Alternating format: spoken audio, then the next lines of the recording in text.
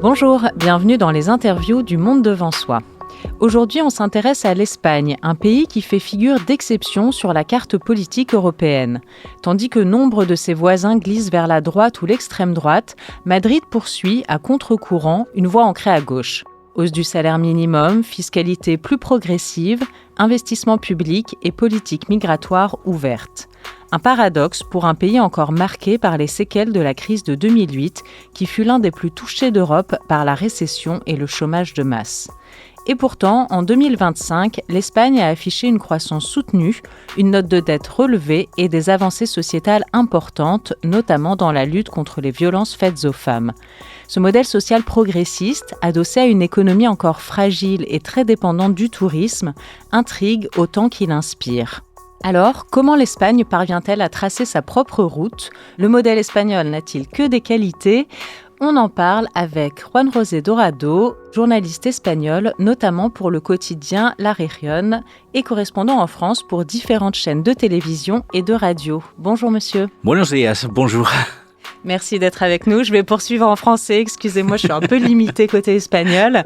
En 2025, l'Espagne a affiché une croissance de 2,6% et sa note de dette a été revue de A à A+. C'est assez rare que ça aille dans ce sens-là en Europe. Alors, est-ce qu'on peut parler de miracle économique espagnol ? Alors, miracle économique. Ce qui est certain, c'est que l'Espagne fait différemment que tous les autres pays. Il y a certainement quelque chose de miracle quand on compare, parce que effectivement, vous avez fait référence à cette croissance espagnole qui reste encore en 2025 la plus forte croissance d'un pays de l'Union européenne. C'était déjà le cas en 2024, largement devant tous les autres pays, même l'Allemagne, qui a été historiquement l'un des pays qui a le plus eu de croissance. Et c'est vrai aussi qu'il y a des facteurs qui peuvent expliquer ça, et donc c'est pour ça que parfois le terme miracle peut se comprendre, mais il peut aussi s'expliquer. Mais déjà parce que vous avez fait référence à la crise économique de 2004, 2008, voire 2011 en Espagne, qui a été très fortement touchée. Et l'Espagne donc revient de très loin. Donc, quand on est très loin, c'est vrai qu'on va plus vite que les autres. Et ça, c'est une explication. Mais ce n'est pas que la seule. Il y a aussi le fait, tout simplement, que depuis, notamment 2018, avec l'arrivée du Parti socialiste au gouvernement de Pedro Sánchez, après une motion de censure, la politique espagnole a complètement changé sur un certain nombre des dossiers, des thèmes, des paramètres, a complètement changé. Et notamment, il y a eu l'investissement public qui a été très important. Mais cet investissement public a été aussi alimenté par l'investissement européen, puisque, vous le savez, il y a eu le fonds des Next Generation de l'Union européenne, dont l'Espagne est le deuxième bénéficiaire après l'Italie. Et donc, l'Espagne a touché près de 80 milliards de ce fonds. Et on peut dire qu'elles ont été bien utilisées quand on compare peut-être avec d'autres pays. Donc, miracle, oui, certainement quand on compare, mais c'est un miracle qui peut être expliqué.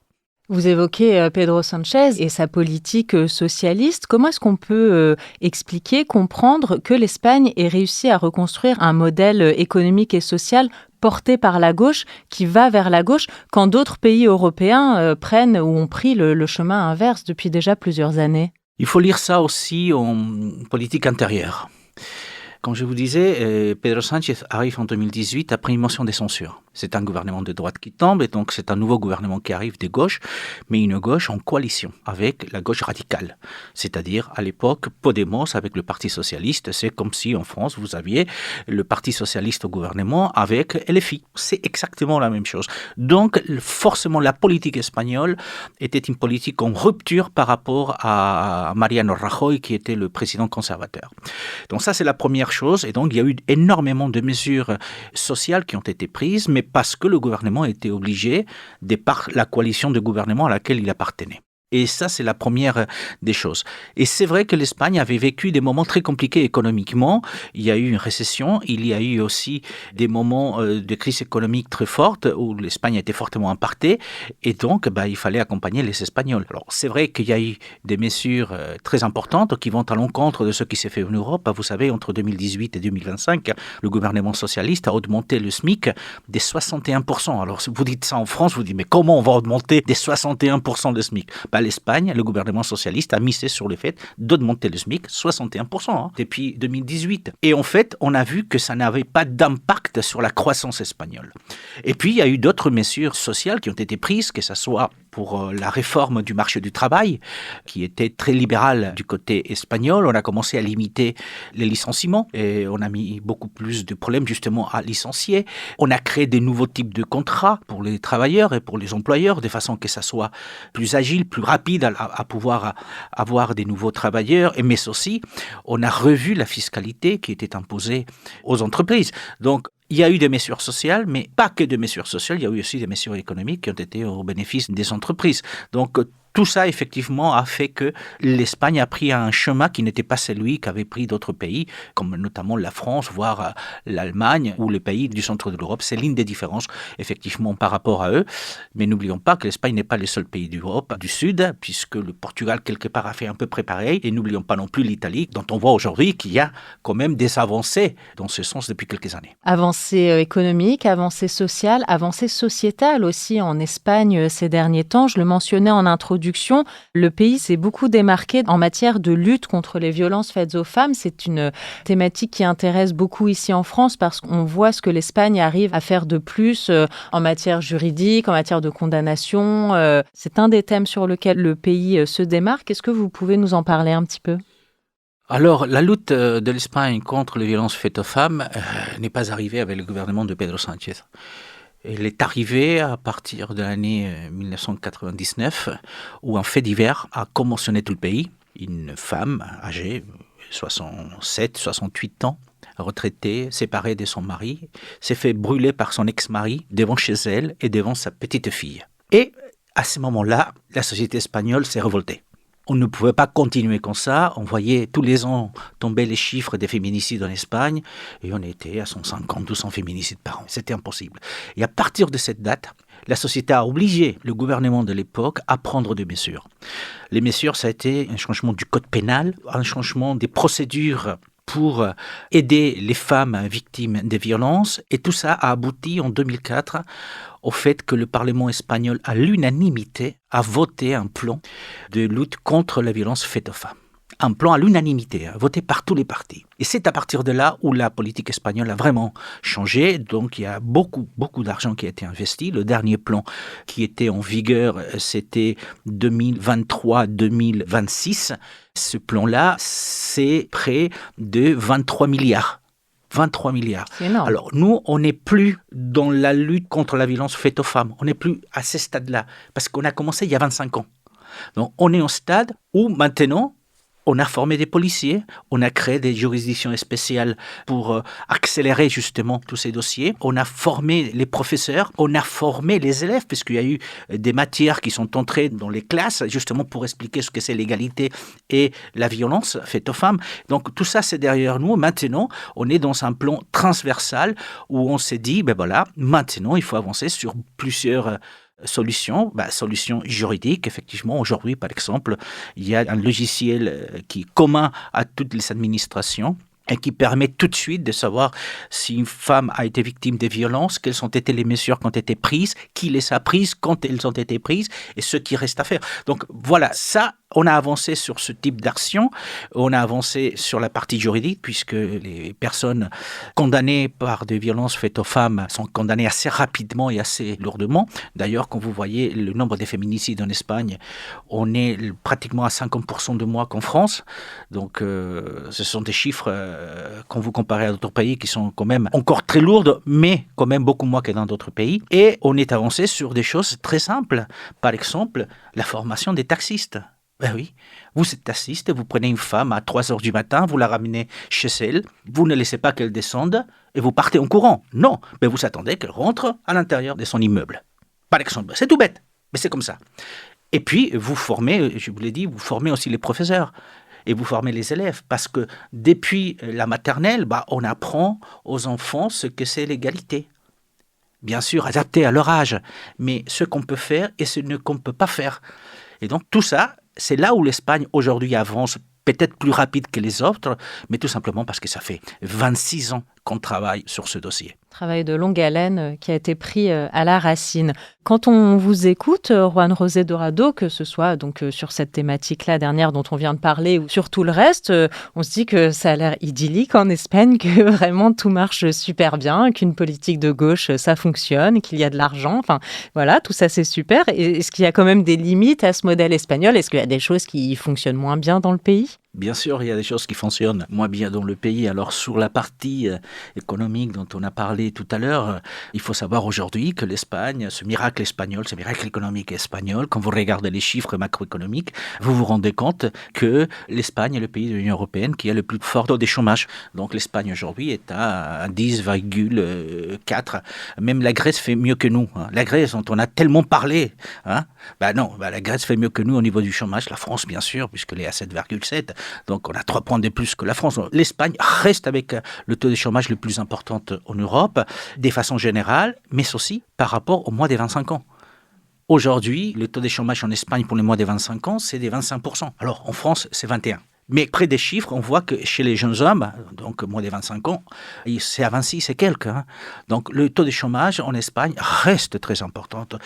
Et ce n'est pas si idyllique non plus la situation du logement en Espagne. C'est vrai que les socialistes, quand sont arrivés, avaient promis de construire des logements sociaux. Mais la réalité, c'est que ça ne s'est pas fait. Et aujourd'hui, vous avez, je me permets cette expression que certains connaîtront, vous avez énormément des milliers de tanguis en Espagne, des gens qui ont 30 ans et qui ne peuvent pas partir de chez eux parce qu'ils ne peuvent pas accéder au marché locatif, parce qu'il y a très peu et c'est très cher. Et je ne vous dis pas accéder à l'achat d'un logement. C'est pratiquement impossible en Espagne. Donc, il y a des points noirs côté économique. C'est une réalité.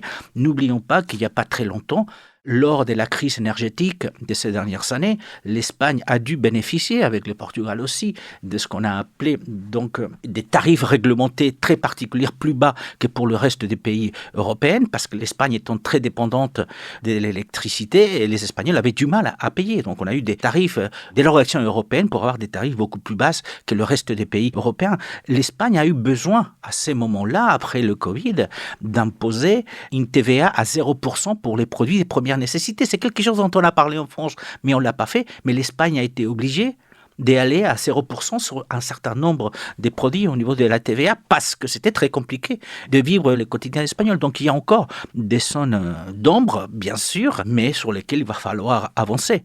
L'extrême droite progresse aussi, le parti Vox quand même gagne un peu du terrain. Est-ce qu'il prospère justement peut-être sur ce chômage encore important? C'est un de ses axes de bataille. Alors l'extrême droite espagnole continue à progresser, même si lors des dernières élections en 2023, sa représentation au Parlement national a descendu parce qu'ils étaient à 15%, ils sont descendus à 12%. Mais entre 2023 et 2026, on a vu lors des dernières élections régionales qu'il commence à remonter.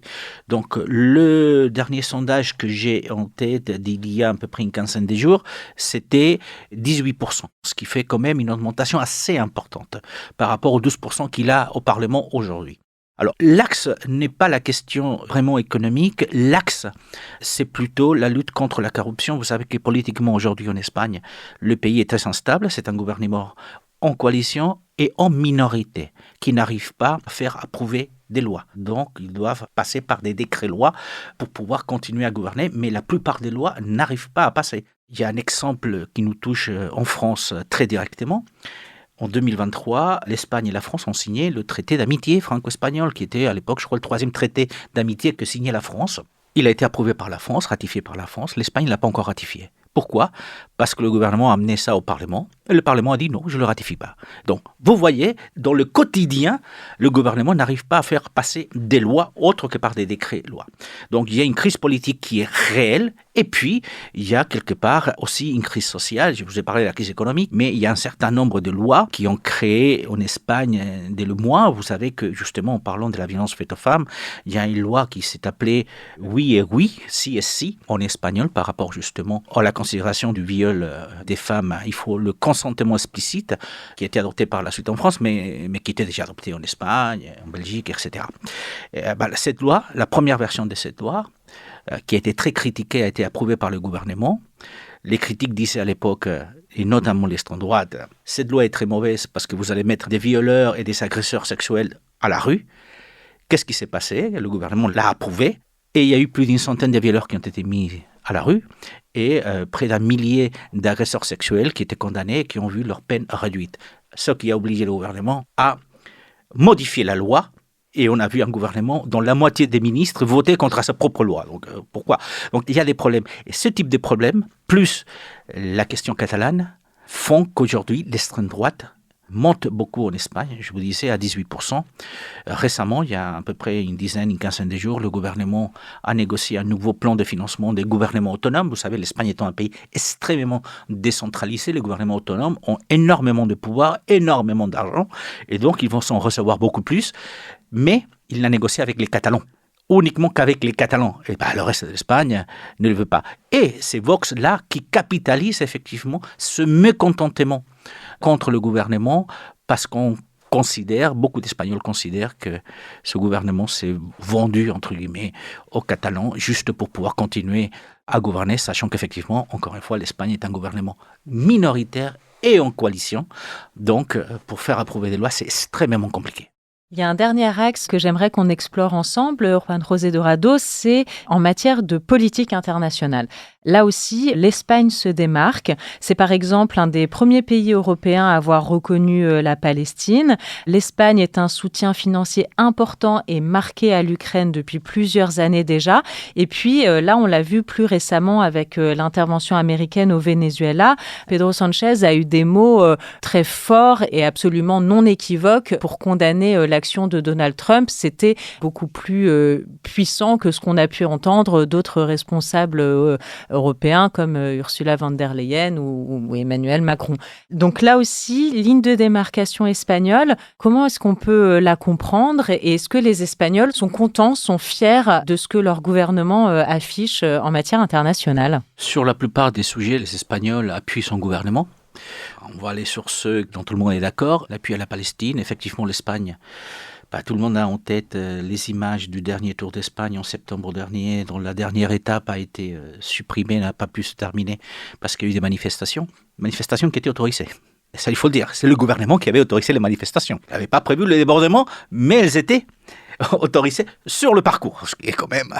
Bon, cela dit, donc oui. Alors ça s'explique parce que l'Espagne a toujours été très proche des questions palestiniennes. N'oublions pas il y a eu la conférence de Madrid dans les années 90. Qui s'est passé à Madrid entre Israël, les États-Unis et un certain nombre de pays européens et la Palestine et les Palestiniens. Yasser Arafat est venu à plusieurs reprises du côté espagnol. Donc l'Espagne a toujours été très proche. Alors être proche des Palestiniens ne veut pas dire que l'Espagne est antisémite.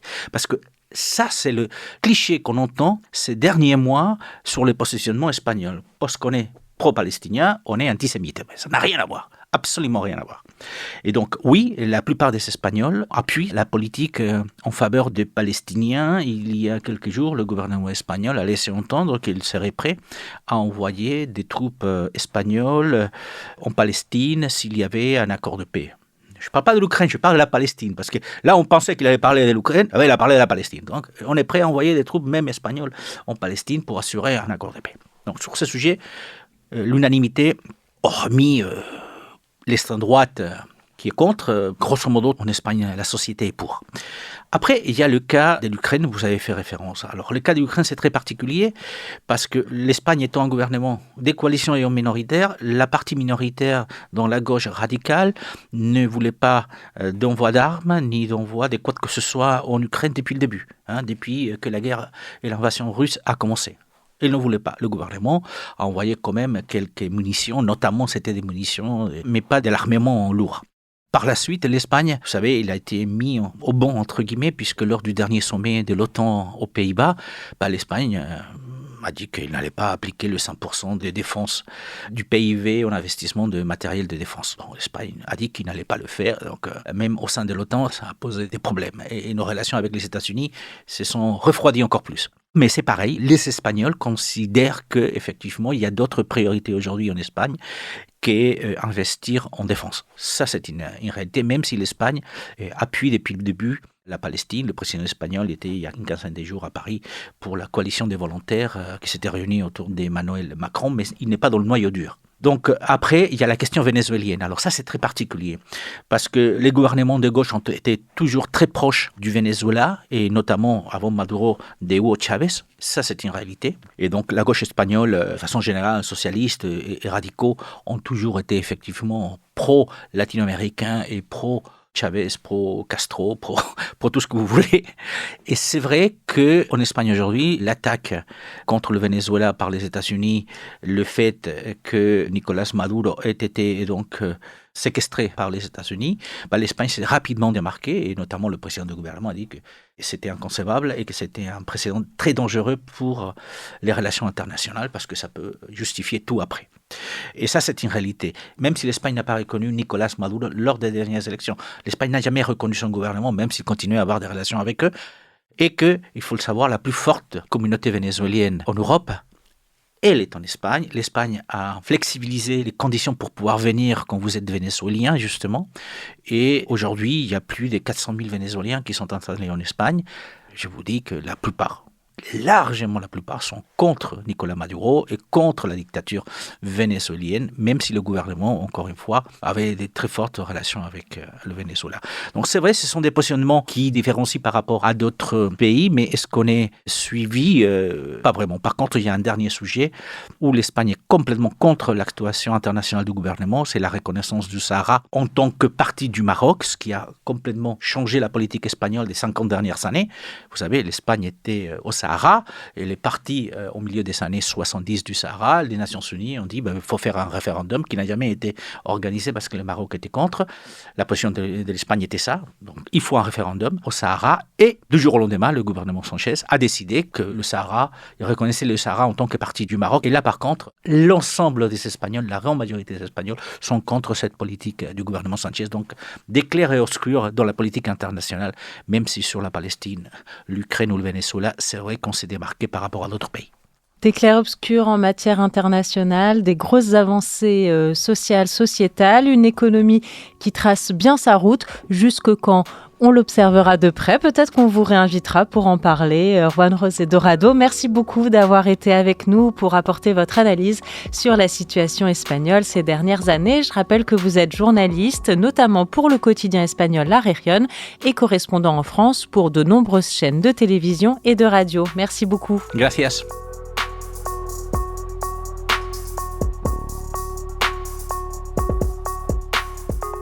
L'interview du Monde devant soi est un podcast de Slate.fr. Production éditoriale, Hélène Decommer et Marie Agassan. Présentation, Hélène Decommer. Prise de son, montage et réalisation, Aurélie Rodriguez.